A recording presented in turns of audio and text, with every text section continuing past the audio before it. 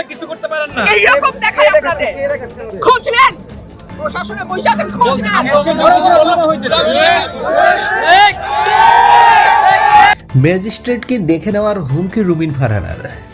ব্রাহ্মণবাড়িয়া 2 আসনে নির্বাচন আচরণবিধি ভঙ্গ করার দায়ে অভিযান চালাতে গিয়ে স্বতন্ত্র প্রার্থী রুমিন ফারহানার হেনস্থার শিকার হন জেলা প্রশাসনের নির্বাহী ম্যাজিস্ট্রেট শাহরিয়া হাসান খান। শনিবার বিকালে সরাইল উপজেলার নয়াগাঁও ইউনিয়নের ইসলামাবাদ এলাকায় এই কাণ্ড ঘটে। ভিডিওতে দেখা যায় নির্বাহী ম্যাজিস্ট্রেট শাহরিয়া হাসান খান আচরণবিধি লঙ্ঘনের বিষয়টি নিয়ে আলোচনা করতে গেলে রুমিন ফারহানা ক্ষুব্ধ হয়ে ওঠেন। তিনি এই ম্যাজিস্ট্রেটকে বলেন, আমি শেষবারের মতো আপনাকে সতর্ক করে দিচ্ছি, আমি এ ধরনের কথা আর শুনতে চাই না, আপনি পারলে থামিয়ে দেন। আজ আমি ভদ্রতার সাথে কথা বলছি, পরবর্তীতে সেটা করব না।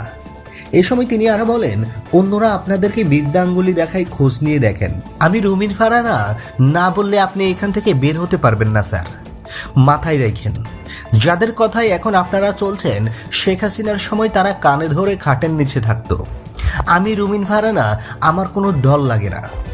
হেনস্থার শিকার নির্বাহী ম্যাজিস্ট্রেট শাহরিয়া হাসান খান বলেন, নির্বাচন বিধিমালা 18 লঙ্ঘন করে তারা সমাবেশের আয়োজন করে। বিষয়টি নিয়ম বহির্ভূত হওয়ায় আমরা সেখানে গিয়ে তাদেরকে সমাবেশ না করার জন্য বলি। তারা চলে যাওয়ার সময় সমাবেশের আয়োজক মোহাম্মদ জুয়েলকে 40,000 টাকা জরিমানা করা হয়।